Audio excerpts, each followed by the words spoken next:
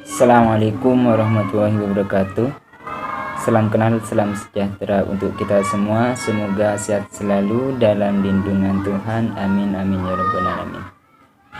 Pada kesempatan kali ini, saya Ikhwan Firdaus, NIM 1803211000118 akan mempresentasikan tentang pembuatan keripik singkong di Desa Lepek, Pakong, Pamekasan.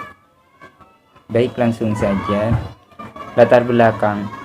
Jadi Pamekasan memiliki topografi yang unik jika dibandingkan dengan kabupaten lainnya di Pulau Madura, sehingga untuk sektor pertanian lebih cocok ditanami tanaman palawija seperti umbi-umbian. Salah satu yang menjadi keunggulan di Kabupaten Pamekasan ialah singkong yang merupakan bahan dasar pembuatan keripik singkong. Desa Lepek Pakong merupakan salah satu desa Kecamatan Pakong, terdiri dengan luasan desa terbesar dan terlebar di Kecamatan Pakong dengan nilai 53.563,5 hektar dan jumlah penduduknya berjumlah 4.326 jiwa. Samanya dengan kebanyakan dusun lainnya, Desa Lepek memiliki organisasi-organisasi kemasyarakatan seperti PKK, kelompok tani Karang Taruna, Penyadu, termasuk kelompok tani wanita. Kemudian manajemen mutu, dimensi kualitas yang ditonjolkan dalam menghadapi pesaing keunikan produk, yaitu adalah keunikan produk. Cara menghadapi persaingan bisnis keripik singkong dengan pesaing lainnya adalah dengan membuat produk keripik singkong serta layanan yang berbeda dari lainnya. Kita harus mengetahui produk yang ditawarkan oleh kompetitor. Jadi produk dan layanan yang tidak tersedia tersebut sebagai komoditas serta layanan yang hanya dimiliki oleh kita.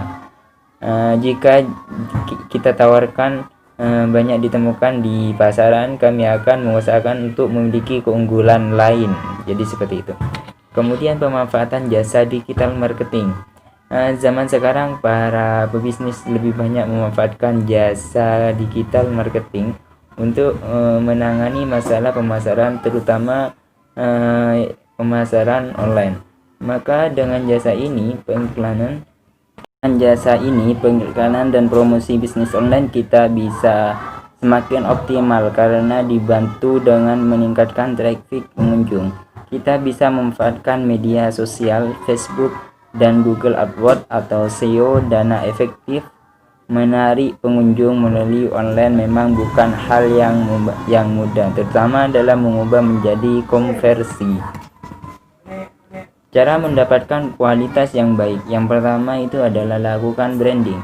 Brand merupakan salah satu dari beberapa banyak faktor yang memang bisa menentukan terjadinya perkembangan bisnis di masa yang akan datang. Kemudian berkolaborasi dengan kompetitor atau mencari mitra usaha. Kompetitor dalam dunia bisnis tidak hanya sebagai saingan saja. Di sisi lain, kompetitor juga bisa menjadi salah satu jalan supaya bisnis bisa terus berkembang. Salah satunya adalah dengan menilai kerjasama maupun berkolaborasi. Manajemen persediaan atau audit persediaan merupakan bagian dari aset perusahaan yang pada umumnya nilainya sudah cukup secara material dan rawan oleh tindakan pencurian ataupun penyalahgunaan.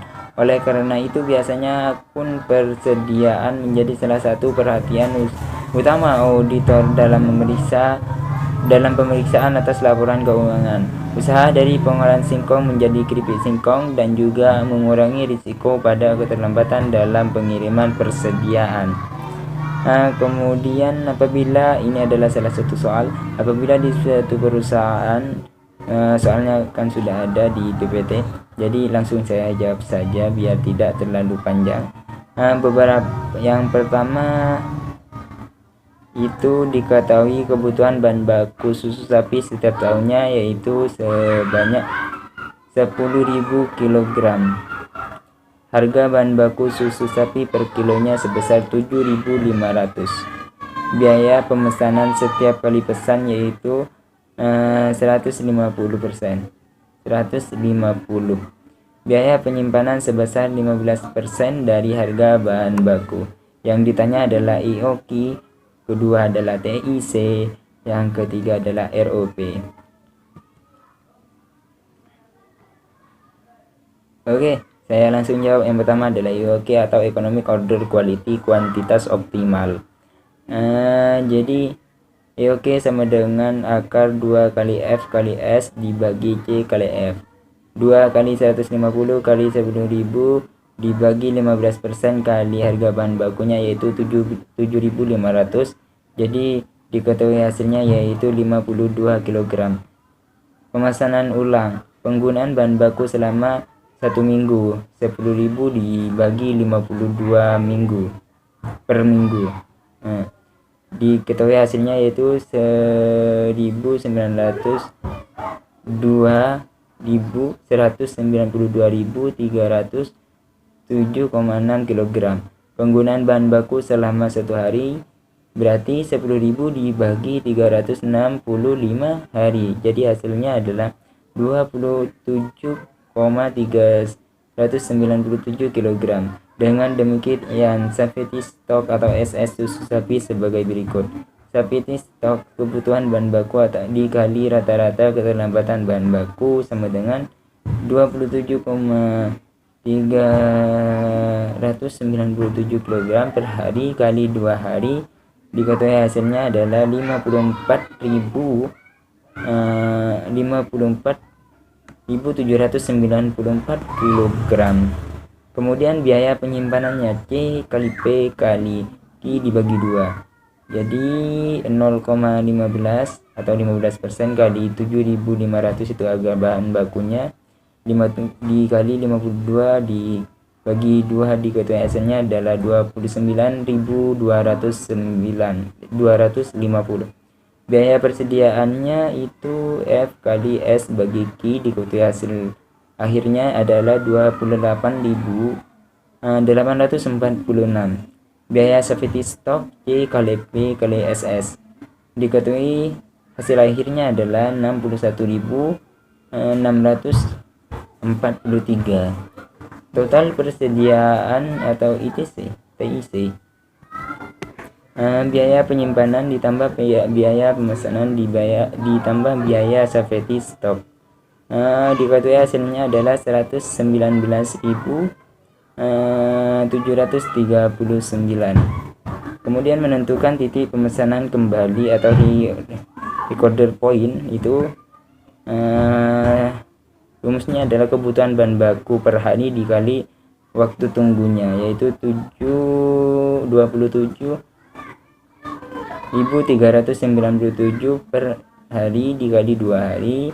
Diketahui hasil harinya adalah 54,794 kg per harinya.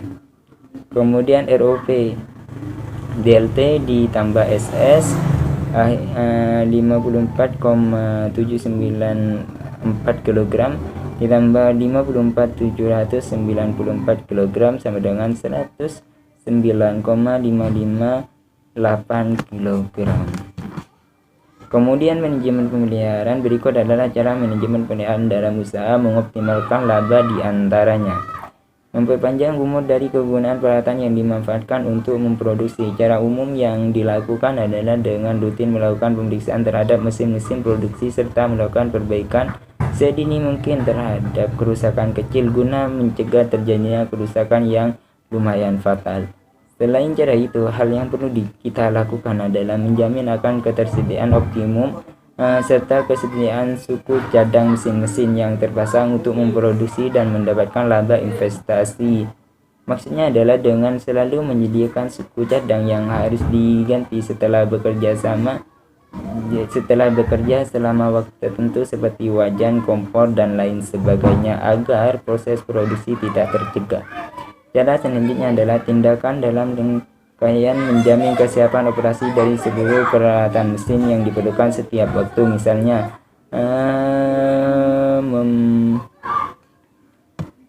mengoperasikan mesin-mesin cadangan yang telah disiapkan serta peralatan-peralatan yang menjadi pembantu lainnya. Hal tersebut dimaksudkan bila mana mesin yang sedang beroperasi mengalami kerusakan, proses produksi tidak terhenti.